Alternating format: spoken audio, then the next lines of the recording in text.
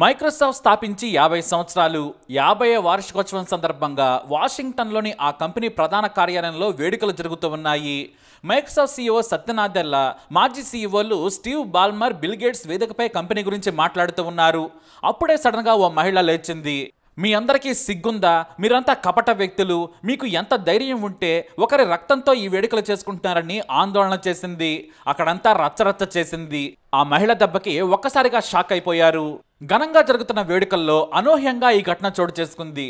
ఆ సంస్థ సహవ్యవస్థాపకుడు bill gates ఎదుటే ఓ మహిళ ఆందోళనకు దిగింది. మరి అసలు ఈ మహిళ ఎందుకు అలా చేసిందంటే, ఆమె పాలస్తీనా మద్దతుదారు. 2 సందర్భాల్లో ఈ కార్యక్రమానికి అంతరాయం కలిగించింది. అంతేకాదు, ఈ ఈవెంట్లో తమ నిరసన గురించి కంపెనీ ఉద్యోగులందరికీ కూడా ఈమెయిల్ కూడా పంపేశారు.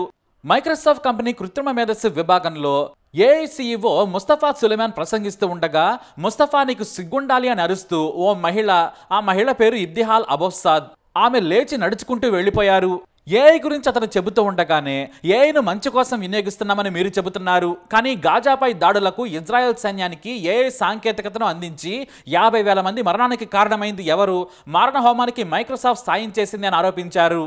ఆ తర్వాత అంటే ఆయన ప్రసంగం ముగిశాక మైక్రోసాఫ్ట్ సీఈఓ సత్య నాదెల్లా, మాజీ సీఈఓలు స్టీవ్ బాల్మర్, బిల్ గేట్స్ వేదికపై కంపెనీ గురించి మాట్లాడుతూ ఉండగా ఓ భారతీయ అమెరికన్ పైకి లేచారు. మీ అందరికీ సిగ్గుండాలి, మీరంతా కపట వ్యక్తులు. మైక్రోసాఫ్ట్ టెక్నాలజీతో గాజాలో 50,000 మంది పాలస్తీన్లు ప్రాణాలు తీశారు. మీకు ఎంత ధైర్యం?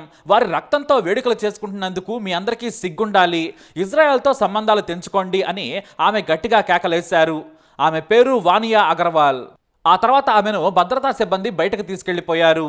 మరి ఇంతకీ ఎవరి వానియా అగర్వాల్? ఈమె కృత్రిమ మేధస్సు విభాగంలో సాఫ్ట్వేర్ ఇంజనీర్ గా పనిచేస్తూ ఉంది. భారత సంతతికి చెందిన మహిళా ఉద్యోగి. ఇక మైక్రోసాఫ్ట్ ఉద్యోగులకు పంపిన మెయిల్ ప్రకారం ఏడాదిన్నర కిందట ఆమె సంస్థలో చేరింది. ఆమెకు సంబంధించి లింక్డ్ఇన్, ట్విట్టర్లో శోధించినా కూడా వివరాలు ఏమీ తెలియలేదు. కానీ అందరికీ ఆ తర్వాత ఓ మెసేజ్ పెట్టింది. నా పేరు వానియా అగర్వాల్. ఈ కంపెనీలో 1.5 సంవత్సరాలుగా సాఫ్ట్వేర్ ఇంజనీర్ గా పనిచేశాను. కానీ ఇప్పుడు నేను మైక్రోసాఫ్ట్ను వదిలిపెట్టాలని నిర్ణయించుకున్నాను. ఏప్రిల్ 11, 2025న కంపెనీలో నా లాస్ట్ వర్కింగ్ డే. మైక్రోసాఫ్ట్ 50వ వార్షికోత్సవంలో సీఈఓ సత్య నాదెల్లా ప్రసంగిస్తూ ఉండగా నేను నిలబడి అతను నిలదీయటం మీరు చూసుండొచ్చు. నేను కంపెనీని ఎందుకు విడిచిపెట్టాలని నిర్ణయించుకున్నానో, ఈరోజు నేను ఎందుకు మాట్లాడానో వివరంగా ఇందులో ఉంది అని తన మెయిల్లో ఆమె చెప్పారు. ఎంతో ఘనంగా ఈ వేడుకలు నిర్వహించారు. కానీ వీరి వల్ల అంతరాయం కలిగింది. మొత్తానికి వీరంతా కూడా పాలస్తీనా మద్దతుదారులు.